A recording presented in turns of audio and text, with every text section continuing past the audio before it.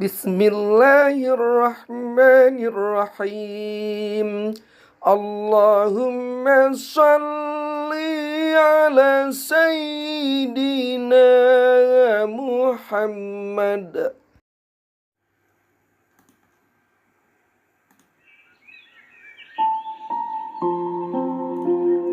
Bismillahirrahmanirrahim. Assalamualaikum warahmatullahi wabarakatuh. Para sahabat semuanya, kembali bertemu dengan saya Mukhyar Bukhari dalam channel YouTube saya Membaca Makna. Kali ini kita ingin berbicara secara singkat, secara ringkas mengenal khasanah filsafat Islam, metodologi pemikiran bayani, irfani, dan burhani. Namun sebelum kita mengenal lebih jauh tentang bayani, irfani, dan burhani, ada baiknya kita mengenal aspek kajian filsafat yang sering kita dengar, yang sering kita kenal, yaitu ontologi, epistemologi, dan aksiologi. Para sahabat semuanya, kalau kita berbicara tentang ontologi, kata ontologi berakar dari bahasa Yunani. Onto berarti ada dan logos berarti ilmu. Dengan demikian, ontologi dimaknai sebagai ilmu yang membahas tentang keberadaan, atau dengan kata lain, ontologi berarti cara untuk memahami hakikat dari jenis ilmu.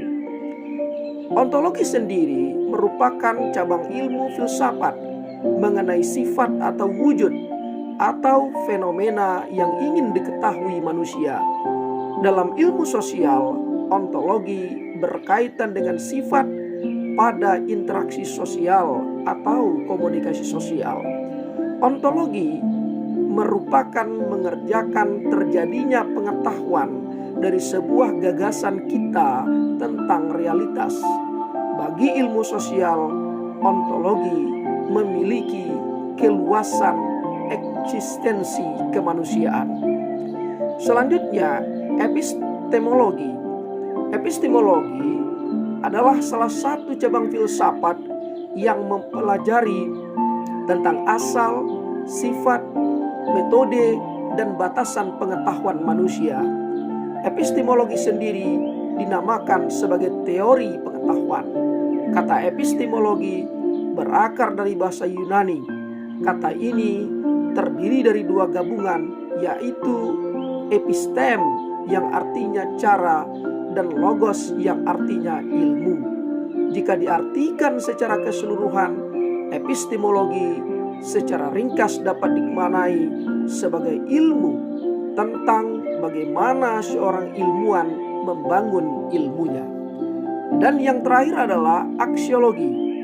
Aksiologi berasal dari bahasa Yunani. Istilah ini terdiri dari dua gabungan kata, yaitu aksios dan logos. Aksios berarti nilai, sedangkan logos bermakna ilmu atau teori. Jika diartikan secara keseluruhan, maka aksiologi adalah teori tentang nilai. Aksiologi adalah teori nilai yang berhubungan dengan kegunaan dari pengetahuan yang didapatkan. Ilmu ini terbagi menjadi tiga bagian, yaitu pertama, moral conducts, yaitu tindakan moral yang melahirkan etika. Kedua, aesthetic presence, atau dalam bahasa Yunani aesthetic expression, atau ekspresi keindahan. Ketiga, socio-political life, atau kehidupan sosial. Dari bahasan ketiga inilah lahir filsafat sosiopolitik. Aksiologi merupakan cabang filsafat yang berkaitan dengan etika, estetika, dan agama. Aksiologis merupakan bidang kajian filosofis yang membahas value. Para sahabat semuanya, itu itulah tiga filsafat yang sering kita kenal kalau kita belajar filsafat konvensional, yaitu ontologi, epistemologi, aksiologi. Nah, sekarang kita masuk pada tema pokok pembahasan kita, yakni mengenal secara ringkas metodologi pemikiran filsafat Islam, yaitu bayani, irfani, dan burhani. Baik para sahabat dan teman-teman semua, kita mulai dari yang pertama, yaitu bayani. Epistemologi bayani adalah epistemologi yang didasarkan pada metode yang menggunakan pemikiran analogis dan memproduksi pengetahuan secara analogis pula, dengan menyandarkan apa yang tidak diketahui pada apa yang diketahui. Sekali lagi saya ulangi, dengan menyandarkan apa yang tidak diketahui pada apa yang diketahui, yaitu pada teks atau nas. Oleh karena itu, epistemologi ini sangat memperhatikan proses transmisi sebuah teks, sebab benar tidaknya transmisi menentukan benar salahnya suatu ketetapan hukum yang diambil. Metode ini dapat kita lihat secara jelas penggunaannya, misalnya oleh para ahli hadis yang menentukan syarat-syarat atau kaidah-kaidah untuk meneliti kebenaran suatu hadis. Ketika kebenaran suatu teks dapat dipertanggungjawabkan, maka teks tersebut dapat dijadikan sebagai sebuah landasan hukum. Tapi sebaliknya, jika teks tersebut tidak dapat dipertanggungjawabkan kebenarannya, maka tentu saja tidak dapat digunakan sebagai landasan hukum. Bayani adalah sebuah model metodologi berpikir yang didasarkan atas teks. Teks suci lah yang mempunyai otoritas penuh untuk memberikan arah tujuan dan arti kebenaran. Sedangkan rasio menurut metodologi ini hanya berperan fungsi sebagai pengawal bagi keamanan otoritas teks tersebut. Banyak kalangan yang masih berpandangan sempit tentang pengertian berpikir rasional dan filosofis. Mereka berasumsi bahwa berpikir rasional adalah murni mempekerjakan akal sebagai alat utama penggali hukum-hukum dan ketentuan-ketentuan. Lebih parah lagi, epistemologi bayani yang berdasarkan atas teks dianggap tidak rasional karena meletakkan otoritas penuh pada teks dan hanya menaruh peran akal atau rasio sebagai pengawal bagi keamanan otoritas teks tersebut. Akibatnya, kaum tekstualis dari para imam mazhab fikih maupun teologi zaman klasik yang di dalamnya hasil ijtihad, mereka banyak terpaku pada zahir teks, diposisikan sebagai golongan yang irasional. Kesalahan ini sesungguhnya terjadi seputar kesalahan ontologi, bagaimana memahami kata rasional. Berpikir rasional adalah berpikir sesuai dengan cara akal. Jika dalam epistemologi bayani, akal dengan berbagai argumentasi dianggap memberi ruang lebih pada otoritas teks daripada kebebasan berasio, maka justru disinilah letak kerasionalannya, bahwa pengukuhan teks adalah bagian dari pinta akal itu sendiri. Jadi walaupun dalam filsafat bayani ini kekuatannya pada otoritas teks, tetapi tidaklah meninggalkan akal sama sekali, karena pengukuhan akan kebenaran teks sesungguhnya bagian dari perintah akal itu sendiri.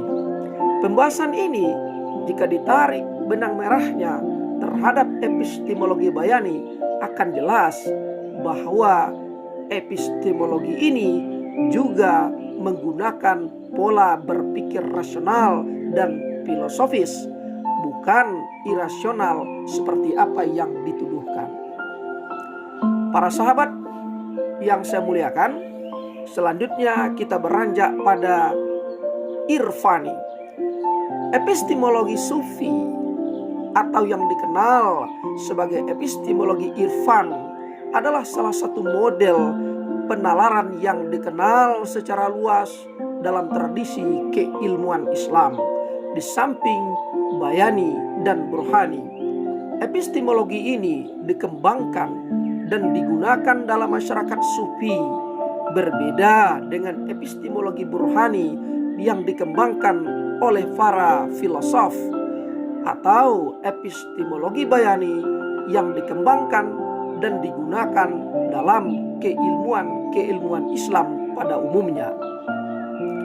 Para sahabat semuanya, ada beberapa aspek yang menjadi titik tekan kita dalam pembahasan irfani ini, yang setidak-tidaknya ada 3 aspek pertama yang ingin kita bahas secara tegas. Yang pertama, istilah irfan berasal dari kata dasar bahasa arafa, adalah semakna dengan ma'rifat, berarti pengetahuan. Yang kedua, irfan atau ma'rifat berkaitan dengan pengetahuan yang diperoleh secara langsung dari Tuhan. Kasaf. Lewat apa? Lewat olah ruhani, riyadhah, yang dilakukan atas dasar hub, atas dasar cinta, atau atas dasar kemauan yang kuat, atas dasar iradah yang kuat. Sedangkan ilmu menunjuk pada pengetahuan yang diperoleh lewat transformasi nakal atau rasionalitas akal.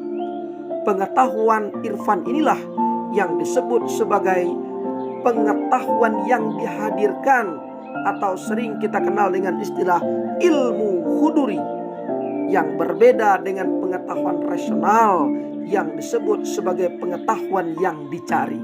Jadi pengetahuan yang dihadirkan, ilmu huduri, dan pengetahuan yang dicari itu dia pengetahuan rasional. Kalau pengetahuan irfan adalah pengetahuan yang dihadirkan. Nanti di penghujung pembahasan kita akan kita jelaskan bagaimana caranya pengetahuan itu bisa dihadirkan.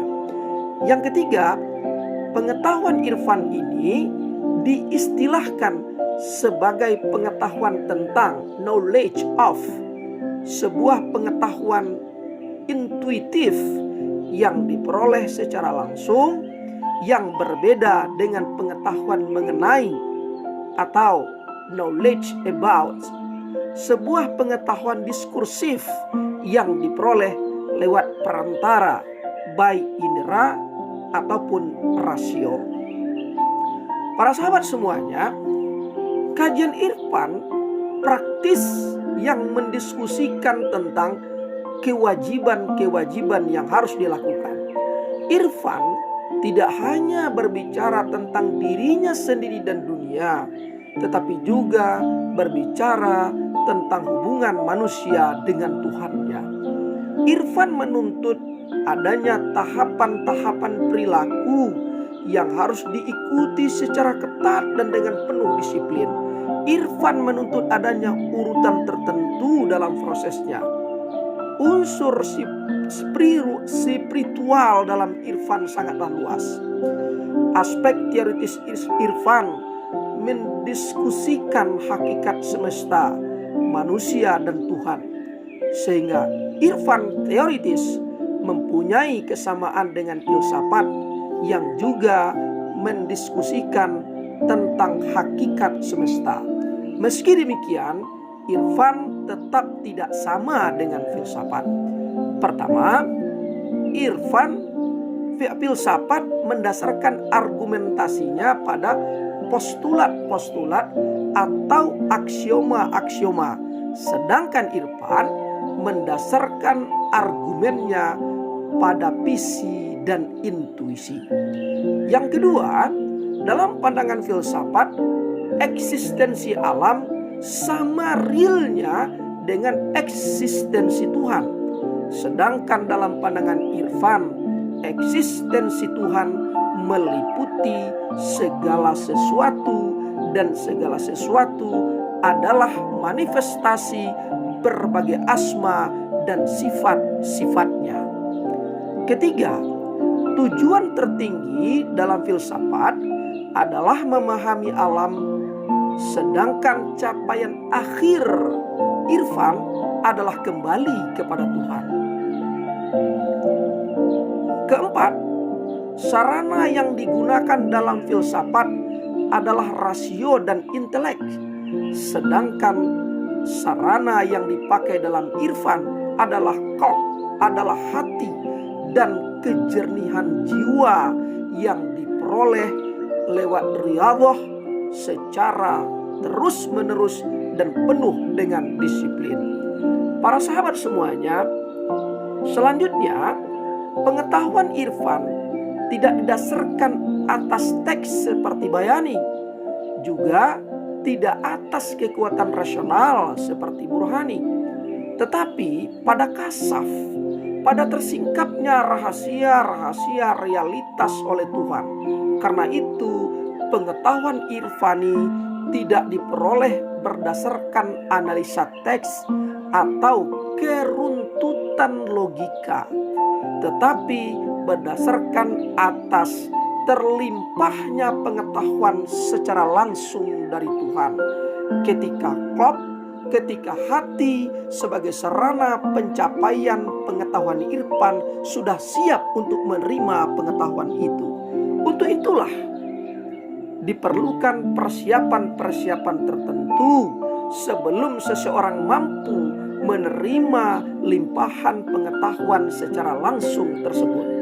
Persiapan yang dimaksud seperti yang telah kita bahas di atas, bahwa seseorang harus menempuh perjalanan spiritual lewat tahapan-tahapan tertentu, lewat makom-makom tertentu, dan mengalami kondisi-kondisi batin tertentu.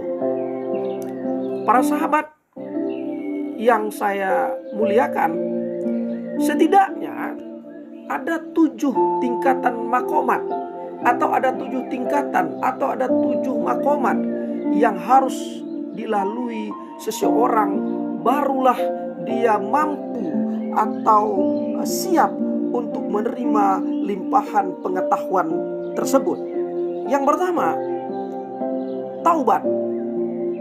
Seseorang harus memasuki makomat yang pertama, tingkatan yang pertama, yaitu taubat, yaitu meninggalkan segala perbuatan yang kurang baik disertai dengan penyesalan yang mendalam, untuk kemudian menggantinya dengan perbuatan-perbuatan baru yang terpuji. Perilaku taubat ini terus-menerus, konsisten, istiqomah dilakukan. Itu makomat yang pertama. Makomat yang kedua, wara, yaitu menjauhkan diri dari segala sesuatu yang tidak jelas statusnya atau yang kita kenal dengan subhat. Dalam tasawuf, wara ini terdiri atas 2 tingkatan, lahir dan batin. Wara lahir berarti tidak melakukan sesuatu kecuali untuk beribadah kepada Allah. Sedangkan wara batin adalah tidak memasukkan sesuatu apapun dalam hati kecuali Allah, cinta Allah. Makomat yang ketiga adalah zuhud. Zuhud adalah perbuatan yang tidak tamak dan tidak mengutamakan kehidupan dunia. Ini lebih serius dan lebih tinggi dibandingkan 2 tingkatan di atasnya, yaitu tingkatan taubat dan tingkatan wara. Karena pada zuhud ini tidak hanya menjaga dirinya dari yang subhat, bahkan sangat hati-hati pada sesuatu yang halal bagi dirinya. Zuhud adalah hatinya tidak disibukkan oleh apapun kecuali disibukkan dengan Tuhannya. Sekalipun dia memiliki kekayaan, sekalipun dia memiliki pangkat, sekalipun dia memiliki ilmu yang tinggi, tetapi kekayaannya itu dia pergunakan untuk sibuk kepada Tuhannya. Ilmunya dia gunakan untuk sibuk kepada Tuhannya. Itu makomat yang ketiga. Kemudian makomat yang keempat, fakir. Fakir ini adalah mengosongkan seluruh pikiran dan harapan dari kehidupan masa kini dan masa yang akan datang, dan tidak menghendaki sesuatu apapun kecuali Allah Subhanahu wa taala, sehingga ia tidak terikat dengan apapun dan hatinya tidak menginginkan sesuatu apapun selain daripada Allah Subhanahu wa taala. Dengan demikian, jika pada tingkat wara seseorang berusaha meninggalkan perkara syubhat, pada tingkat zuhud mulai meninggalkan segala keinginan yang bersifat duniawi, maka pada tingkat fakir ini seseorang sudah berada pada puncaknya, mengosongkan hati dari seluruh ikatan apapun kecuali ikatan kepada Tuhannya. Tingkat fakir merupakan realisasi dari upaya pensucian hati secara keseluruhan dari segala apa saja yang mengganggu hatinya untuk selain kepada Tuhannya, yang mengganggu hatinya dari apapun kecuali untuk Tuhannya. Kemudian yang berikutnya lagi adalah sabar. Sabar yaitu menerima segala cobaan atau bencana dengan rela hati tanpa menunjukkan rasa kesal atau marah. Jadi sabar merupakan rela menanggung beban, rela kesulitan, kesempitan dan sejenisnya semata-mata demi untuk mendapatkan ridho Allah Subhanahu wa taala. Sehingga sabar ini merupakan sangat sulit untuk ditempuh, tetapi bagi orang yang menginginkan makomatnya tetap naik, dia akan senantiasa menempuh sabar ini dengan penuh kesabaran. Para sahabat yang budiman, selanjutnya tawakal. Tawakal merupakan percaya atas segala apa yang ditentukan Tuhan.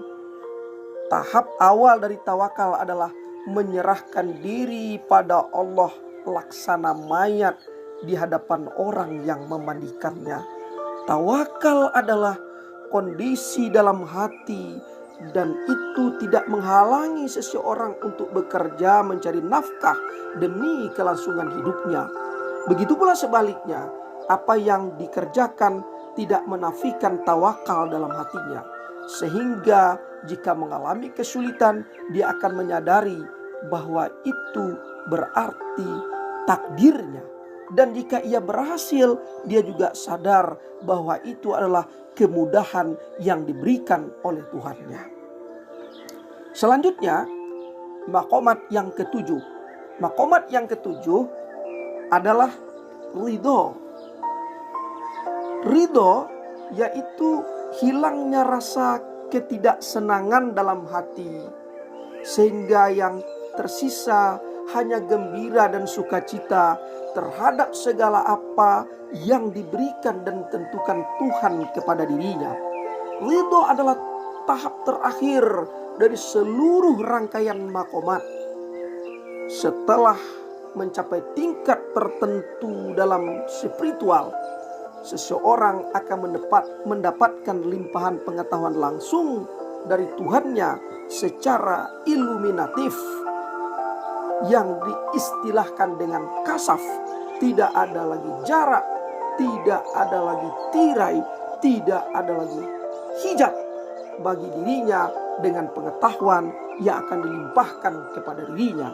Jadi ridho merupakan titik tertinggi atas makomat-makomat yang telah dilalui. Kemudian yang ketiga, burhani. Epistemologi burhani seperti yang banyak dijelaskan oleh para filosof Islam,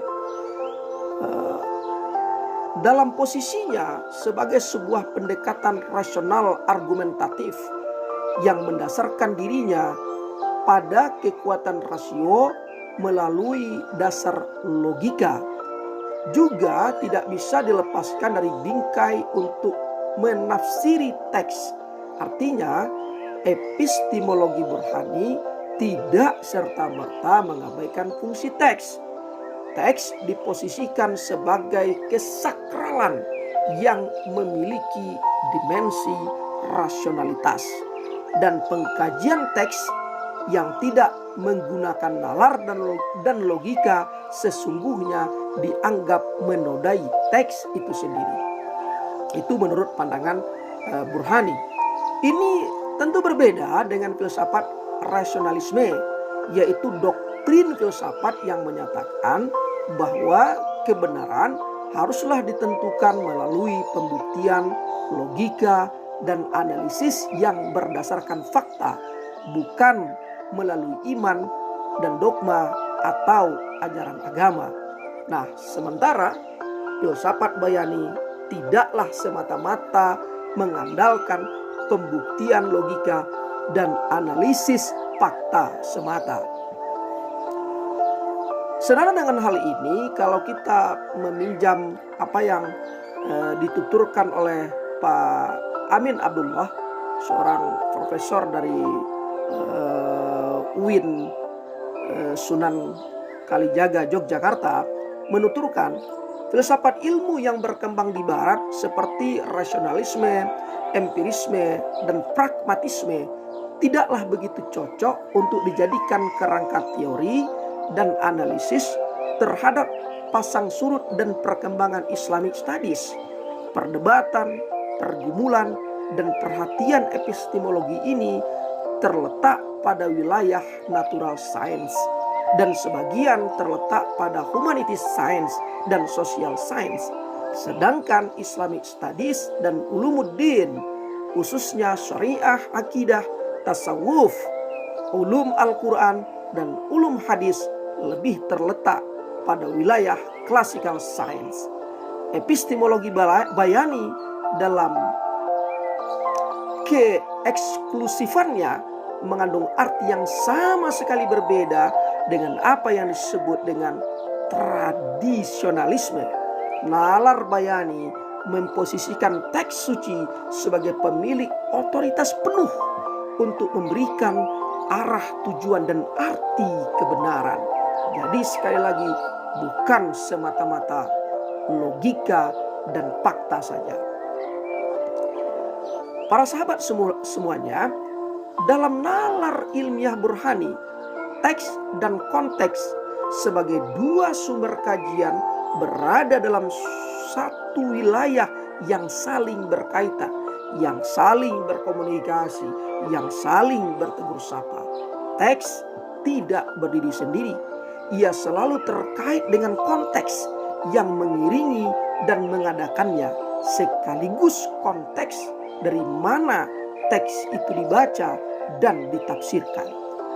Dalam nalar burhani, tidak cukup hanya mendasarkan kepada makna tersurat teks tanpa memperhatikan makna tersiratnya, karena bahasa dianggap tidak cukup mampu menggali makna-makna yang dikandung teks, melainkan harus dibantu dengan nalar yang logis. Untuk itulah diperlukan ilmu yang menuntun manusia berpikir runtut dalam menggunakan akal atau rasionya. Ilmu ini sangat populer kita kenal dengan sebutan ilmu mantik.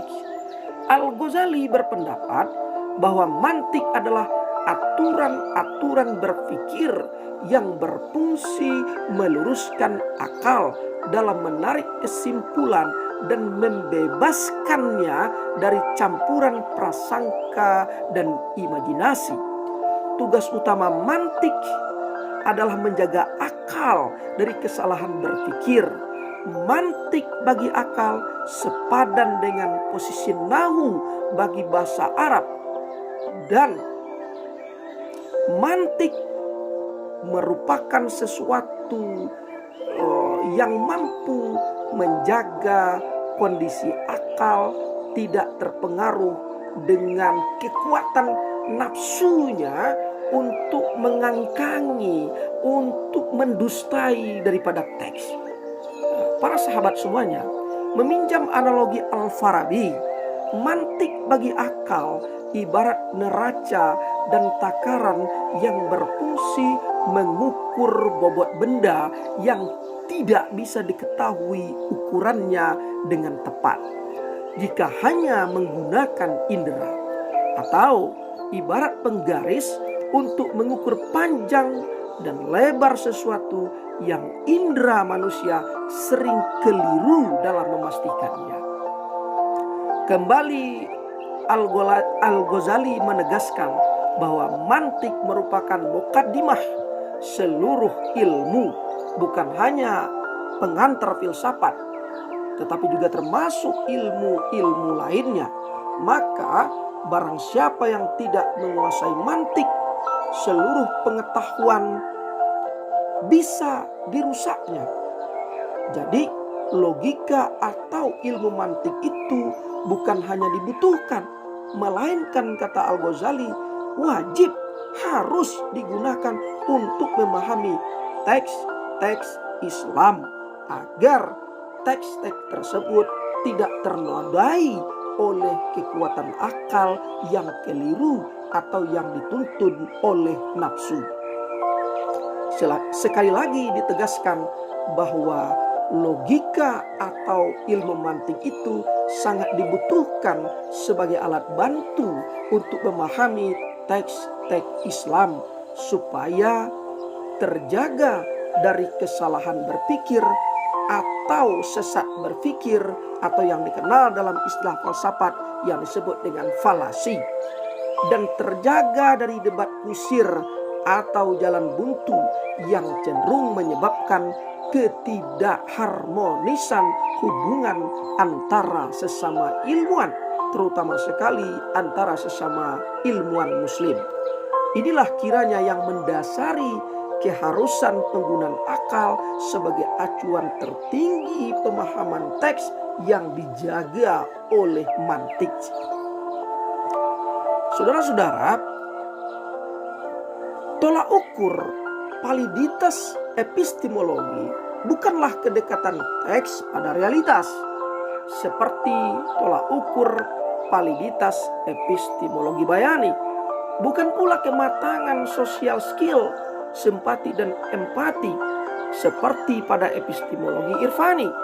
Tetapi tolak ukurnya adalah korespondensi, yakni kesesuaian antara rumus-rumus yang disusun oleh manusia dengan hukum-hukum alam. Itu yang pertama. Yang kedua, koherensi, keurutan, keteraturan berpikir logis.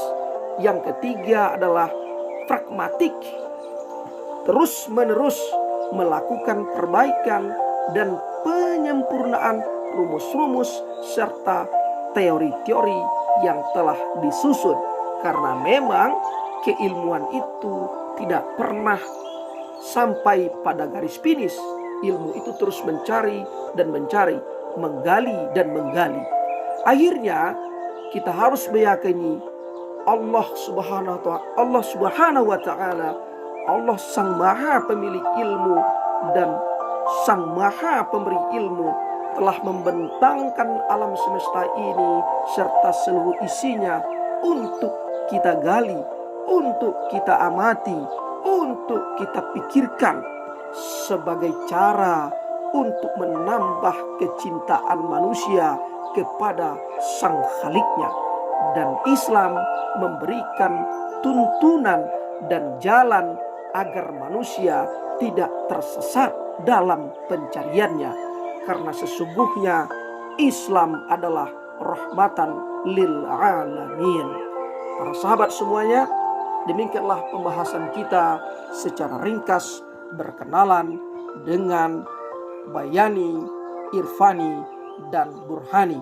Semoga ada manfaatnya untuk kita semua, dan mohon maaf kalau ada kekhilafan dan kesalahan. Terakhir, kepada para sahabat semuanya, jangan lupa untuk subscribe video ini. Bagi yang belum subscribe, silakan di subscribe, dan bagi yang sudah, saya ucapkan terima kasih. Dan semoga para sahabat semuanya selalu berbahagia, selalu bersemangat. Dan ingat, di era COVID-19 ini, jangan lupa tetap social distancing, memakai masker, dan selalu mencuci tangan. Terima kasih. Sampai bertemu dengan video yang berikutnya. Sukses selalu untuk para sahabat semua. Wassalamualaikum warahmatullahi wabarakatuh.